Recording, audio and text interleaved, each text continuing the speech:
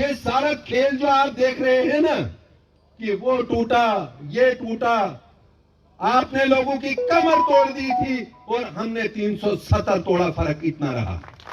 वो टूटा तो आपने विकास यहां देखा, जो उन्होंने प्रयास किया है इस मुल्क को विश्व गुरु बनाने का, दुनिया की कोई ताकत नहीं रोक सकती है जिस अंदाज से वो जा रहे हैं। ये जो सड़कें आप देख रहे हैं, सड़कों का जाल जो बिछा हुआ है, इसी को डेवलपमेंट बोलते हैं। नो बाईपास क्यों वोट ले रहे हो उनसे? उनको वोट देते हो, वो बाद में नरेंद्र मोदी जी को ही देते हैं, तो आप डायरेक्ट आकर वोट क्यों नहीं दे रहे हो?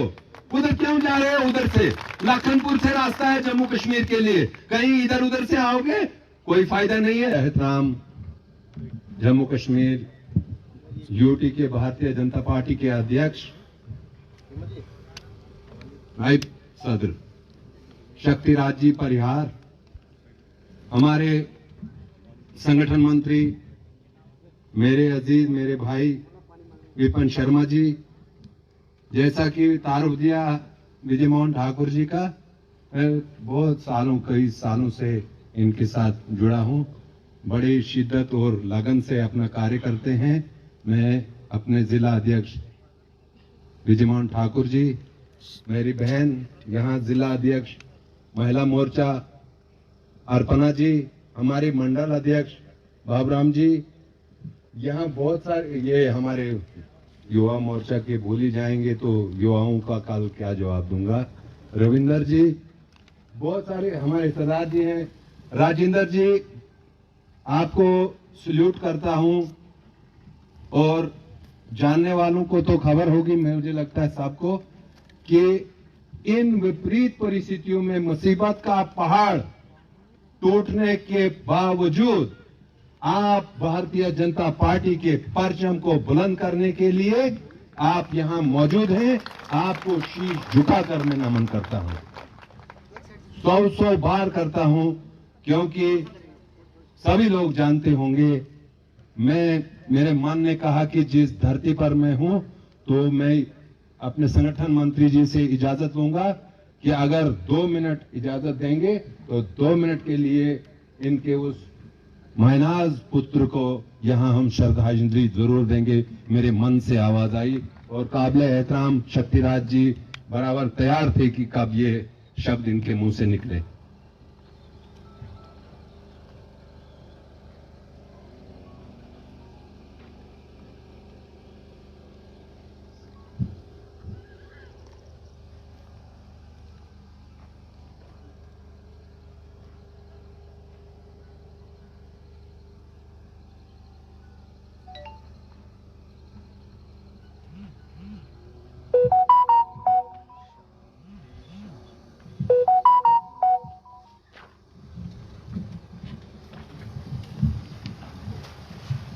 वही जानते हैं। और फिर एक बार आपको मुबारकबाद देता हूं, आपने उसके बावजूद इस दुनिया इस सिलसिले को जारी रखा, सल्यूट एक बार फिर। और अब मैं यहाँ के परियोद के और ये जो मंडल लेनी के यहाँ लोगों ने इतनी खूबसूरती से और इतनी धूप में, कड़कती धूप में, आपने आज यहाँ नरेंद्र मोदी जी के जन्मदिन पर हम यहाँ इस फंक्शन को 4 चांद लगाने आए हैं। आपका स्वागत। इन माओ जिनको कह रहे थे हमारे मंडल अध्यक्ष जी कि बहनें और मेरी माताएं कम तादाद में आई हैं, ये नजर कम आ रही है, ये बहुत ही बड़ी शक्तिशाली हैं, ये आएंगी, जुड़ते जाएंगी।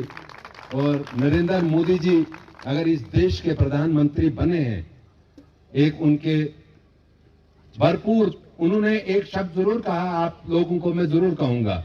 मोदी जी से एक बार एक प्रेस वाले ने पूछा, उन्होंने कहा कि मैंने जीवन में कभी बनने के सपने नहीं देखे थे, करने के सपने जरूर देखे थे, और सोचा था करते करते अगर कुछ बन भी गए तो करते करते वो बन गए कि आज दुनिया के सर्वश्रेष्ठ नेताओं को भी उसी को अपना लीडर मानना पड़ रहा है। उनके बारे में ही ज्यादा जिक्र आज करूंगा।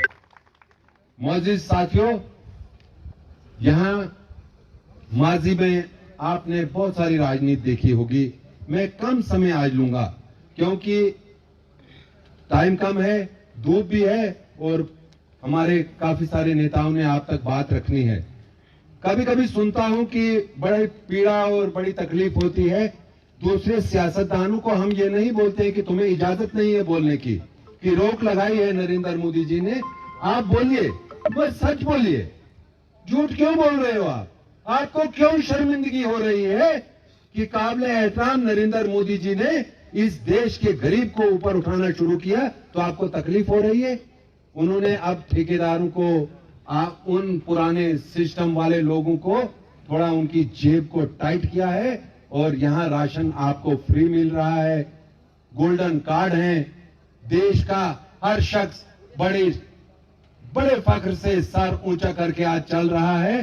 सबों ने देखा होगा आजकल जो हमारी G20 का जो फंक्शन हुआ, जो पढ़े लिखे नौजवान मेरे सामने हैं उनको तो इस बारे में जानकारी होगी, और जो थोड़े से इससे जानकारी से पीछे होंगे तो एक टाइम पर मेरे भाइयों हमें बाहर जाकर दरवाजे खटखटाने पड़ते थे कि हमें भी अंदर आने दो इनके दौर में। और आज की डेट में वो हमारे मेहमान होते हैं और नरेंद्र मोदी जी वहां कप्तान होते हैं, तो यही फख्र की बात है। मैं एक बार आप सभी से, या तो आप ताली बजाएंगे ही नहीं नरेंद्र मोदी जी के लिए, तो या जो भावना है वो कभी काम हो ही नहीं सकती है उस शख्सियत के लिए। इसलिए मैं आपसे पुरखुलूस गुजारिश करूंगा कि एक बार एक हाथ की ताली यहां से नरेंद्र मोदी जी के सलामती के लिए, उनकी सेहत के लिए, उनके उस जज्बे के लिए और उनके है इस मुल्क को। ये जो 5-6 खंबे यहाँ पीछे आपके नाले में बने हुए हैं, अगर इनका टाइम होता तो खुदा गवाह है मुझे कम से कम और 70 साल लगते। और आज की डेट में मैं पिछली बार गया नाला खाली था, आज आ गए। इन्होंने 2 लगाए थे, एक पार और एक वार, लगे 20 साल उनको मिलने के लिए। जब शक्तिराज जी परिहार डोडा से विधायक बने तो तब इसका मिलन हुआ था, वरना वो असंभव था।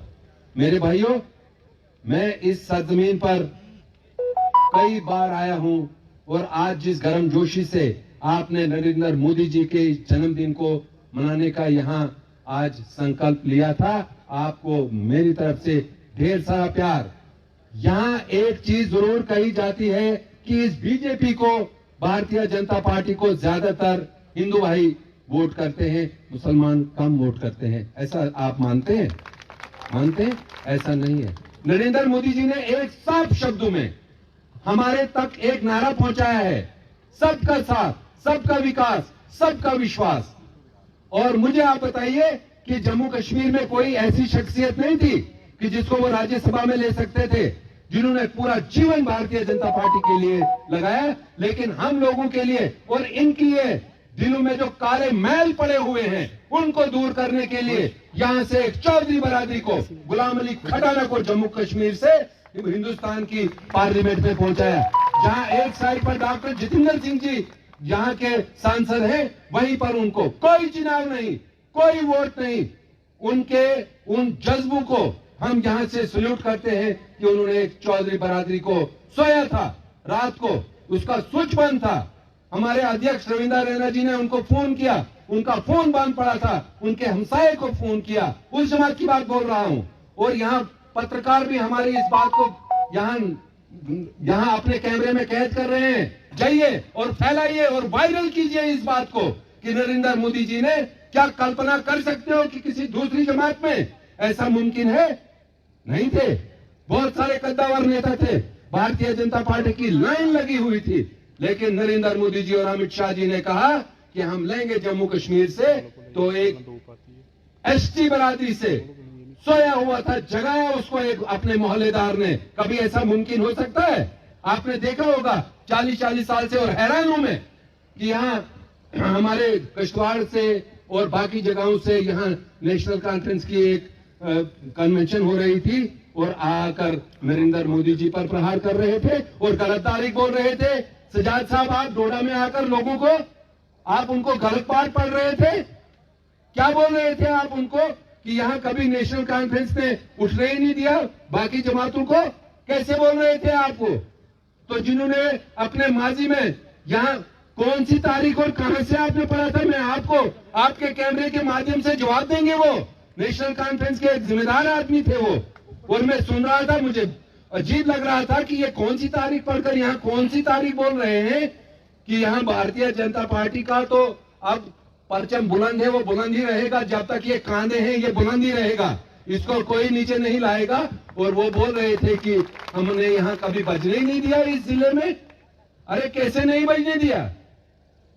यहाँ भारतीय जनता पार्टी का चमनलाल जी गुप्ता 1996 में यहाँ के लोगों ने मजबूत तरीके से हैट्रिक मारकर पार्लियामेंट में पहुंचाया। वो भी तो हिंदू और मुसलमान ही वोट कर रहे थे। अगर बोलेंगे कि प्राण त्याग में सबसे पहला नंबर किसको होगा इस कमल के फूल के लिए, इस तिरंगे के लिए, तो मैं वहां कुरंदाजी में नहीं जाऊंगा। मैं बोलूंगा इश्तियाक अहमद वानी का उसमें नाम पहले होगा, क्योंकि इसी मुल्क में हमें इज्जत दी। मुझे कौन पूछता, मुझे कौन जानता? मैं एक साइकिल की सवारी करने वाला था। मुझे भारतीय जनता पार्टी ने 2008 में संगठन ने डोडा से चुनाव लड़वाया। जैसे कल हम मेरे छोटे भाई शक्तिराज जी परिहार साहब ने कहा, जीत हार राजनीति में नहीं देखी जाती है, जीत हार देखी जाती तो आज शक्तिराज जी परिहार साहब आपके सामने नहीं होते। ये युद्ध लड़ते हैं, सैनिक युद्ध लड़ते हैं, और आज भी युद्ध लड़े जाते हैं बॉर्डरों पर भी और यहाँ सियासी स्टेजों पर भी। मैं शक्तिराज जी आपको मुबारकबाद दूंगा, जिस माँ ने आपको जन्मा है, आप जरूर जिस जगह आप जाते हैं, जिस पिच पर आप जाते हैं, शानदार बैटिंग करते हैं। और कभी कभी 100 जो लकड़ भगे होते हैं ना, शेर को घेरने में लेते हैं और वो बोलते हैं आज कला मिलूंगा था एदा असीम वेड़ छड़िए, लेकिन एक कला किथे मिलूंगा जेनू इथे आगे आने इन्हें जवान पे दे। और उन चीजों को अपनी कामयाबी समझते हो कि हर किस्म की संगठन उन्होंने अपने जुड़ाए। राजनीति के तो वो जुड़े ही जुड़े थे, राजनीति की सारी टोलियां बाकी जगहों पर अलग अलग युद्ध लड़ रहे थे, एक दूसरे को गालियां दे रहे थे, लेकिन एक मन बनाया था कि हमने इस आदमी को आगे जाने नहीं देना है। तुम कैसे इसको रोक सकते हो? इसका नाम ही इसके मां बाप ने शक्ति रखा है, और इसमें कोई ऐसी शक्ति है ही कि ये आज भी ये लीडर है। पॉलिटिशियन कम है, ये पॉलिटिशियन नहीं मानूंगा, ये लीडर है। जिसके पीछे आवाम होती है वो लीडर होता है, वो लोग पॉलिटिशियन है, वक्त के वो पॉलिटिशियन होते हैं, और वक्त में लोगों को बदलने के लिए अपनी पूरी योजना तैयार करते हैं। आपने जो आप मन बनाया है, मुझे मालूम है आप मेरे मुंह से आप क्या सुनना पसंद कर रहे होंगे। ये सुनना पसंद कर रहे होंगे कि जम्मू कश्मीर के आने वाले इंतखाबात जब भी होंगे, इलेक्शन कमीशन ऑफ इंडिया जब भी तय करेगा, पहले पार्लियामेंट के होंगे, कब होंगे, क्या होंगे, आपने पहले भी यहां से इस कमल के फूल को कामयाबी देकर आपने जम्मू कश्मीर का ये तब मुमकिन हुआ। ये सारा खेल जो आप देख रहे हैं ना, कि वो टूटा, ये टूटा, आपने लोगों की कमर तोड़ दी थी और हमने 370 तोड़ा, फर्क इतना रहा। वो टूटा तो आपने विकास यहां देखा।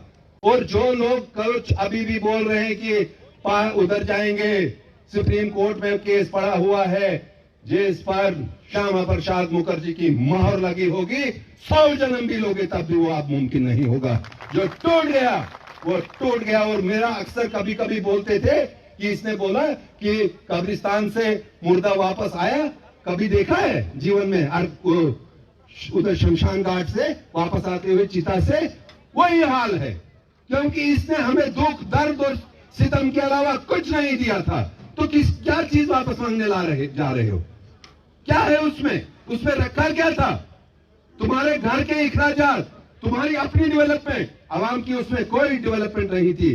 जब आपने वोट दिया, यहां से 4 विधायक बनाए, तो जब हमारा जम्मू कश्मीर में परचम लहराया। और ये जो इस समय आप यूनियन टेरिटरी देख रहे हैं, अमित शाह जी ने अगर हिंदुस्तान की पार्लियामेंट में कहा है कि यहां स्टेट आपको वापस दी जाएगी, कब होगा, कौन सा समय होगा, अमित शाह जी की जो बात है वो पत्थर की लकीर है। लेकिन जो ये गलत डिमांडें कर रहे हो, आप डिमांड करो, हमें सुकून नहीं है, हमें 370 बेडेड हॉस्पिटल दे दो, यहाँ 370 डेस्क दे दो, यहाँ सरसी में हमें स्कूल के यहाँ पानी नहीं है, 370 पाइपें दे दो, तो वो मुमकिन है। जो असंभव है, क्या उन लोगों को झूठ बोलकर आज भी यहां गलगला रहे हो? एक विधान बहरे हो, आपको मालूम नहीं है कि वो किसका नारा है, या इतिहास से वाकिफ नहीं हो? वो नारा दिया है डॉक्टर श्यामा प्रसाद मुखर्जी ने, एक विधान, एक निशान, एक संविधान और एक प्रधान। तो क्या लग रहा है आपको कि आपकी इन चालों से नरेंद्र मोदी जी और अमित शाह जी अपनी ओपनिंग पार्टनरशिप तोड़ देंगे? मांगो, खोलकर मांगो, रोडें मांगो, स्कूल मांगो, अस्पताल मांगो, बेरोजगार नौजवानों के ख्वाबों की ताबीर मांगो, तो हम तरक्की और खुशहाली को और आगे लेंगे। मैं ज्यादा बोलने की फिराक में और था, मन में और बहुत सारी चीजें चल रही हैं, लेकिन आप इस समय इस कड़कती धूप में रह सकते हैं, कोई चिंता नहीं है। जो नरेंद्र मोदी जी का सैनिक होगा वो धूप में भी रहता है। और कुछ लोग वहां आप देख रहे हैं आज भी कश्मीर में, आप देखिए कि जिस कश्मीर में कोई कमल के फूल के झंडे को कांधे पर उठाना चाहता था, लेकिन इनकी गलत नीतियों से वो थोड़ा सा दूर रह रहा था, लेकिन आज आप देखो, जाकर देखो कि वहां के नौजवान, जब वहां अमित शाह जी गए, और आपने देखा होगा विपिन जी, आप भी गवाह हैं इस बात के कि 70-80 हजार कश्मीरियों ने उनका इस्तकबाल किया। सैल्यूट करता हूं उन कश्मीरी लोगों को भी, जिन्होंने आप इस बात को समझा है, जो आप इस बात को जान चुके हैं। नरेंद्र मोदी जी, नरेंद्र मोदी जी, मोदी जी का ये वानी साहब कहां इस वक्त यहां जहां नरेंद्र मोदी जी की बात लगी है, मोदी जी जरा एक नारा लगाऊंगा, आपने मुझे जोश में लाया, मैं नारा लगाऊंगा और मैं माताओं और बहनों और सभी लोगों से गुजारिश करूंगा कि नरेंद्र मोदी जी का जब नारा लगेगा तो दुनिया के सबसे बड़े नेता है इस समय, जरा दोनों हाथ उठाकर, वो हमें अमित शाह जी ने एक चीज सिखाई है, जरा प्रचंड आवाज में सारे हाथ उठेंगे और मुट्ठी बांध करेंगे और एक नारा लगाऊंगा, भारतीय जनता पार्टी, भारतीय जनता पार्टी, माननीय नरेंद्र मोदी जी, माननीय नरेंद्र मोदी जी, माननीय रविंद्र रैना जी, डॉक्टर जितेंद्र सिंह जी, माननीय शक्ति परिहार जी। शाम हो गई है, होना ही था, आप आए, बाहर आई, क्योंकि जिस फॉर्मेट पर आप जा रहे थे, भगवान को वो फॉर्मेट मंजूर नहीं था। उनको पता था कि ये टेस्ट प्लेयर भी हैं, वनडे प्लेयर भी हैं, इधर नहीं जाने दूंगा इसको, इससे ये बड़ी माली वाला दंगल वाला है। कल एक बात आपने जबरदस्त कही, मैंने उस बात को रात को अध्ययन किया। मैं अपने जिला अध्यक्ष विजय मोहन ठाकुर जी की इस कीमती जहन को भी इस जानी मरकूज करूंगा।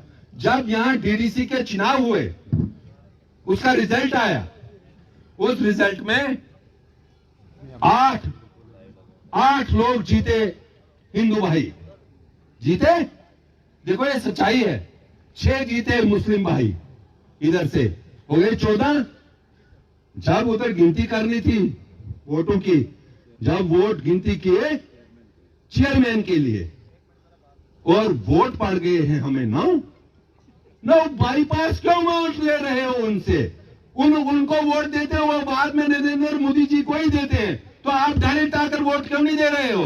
उधर क्यों जा रहे हो? उधर से लखनपुर से रास्ता है जम्मू कश्मीर के लिए, कहीं इधर उधर से आओगे, कोई फायदा नहीं है। जरा पूछिए, उन लोगों से पूछिए, मैं आपके माध्यम से उनसे सवाल पूछना चाहता हूं, और आप उनसे पूछिए कि हमने वोट आपको दिए थे, आपने वो वोट अगर उनको दिया तो कोई गलत नहीं किया, सही किया, तो भाई उधर से क्यों जा रहे हो? इधर आओ ना, डायरेक्ट मिलो परिहार साहब से, उधर नुकर पर क्या मिलोगे? उधर शलान गाड़ा पुट क्यों बने बे, लोग इले आ जाए डायरेक्ट। मैं मुस्लिम भाइयों से कहना चाहता हूं, ये सारे तैयार थे, ये सारे उसी बस में बैठने के लिए तैयार थे, लेकिन हमारा कोई नियम कायदा कानून है पार्टी का, ये एक नहीं, ये 14 के 14, ये पहले भी गोद में बैठते थे जब इनको अपने स्वार्थ की जरूरत होती थी। जब उमर अब्दुल्ला साहब को मिनिस्टर बनना होता था पार्लियामेंट में, तो तब अटल बिहारी वाजपेयी जी को बोलते थे मुझे गोद ले लो। ये अडॉप्टेड है, ऐसी बात नहीं है।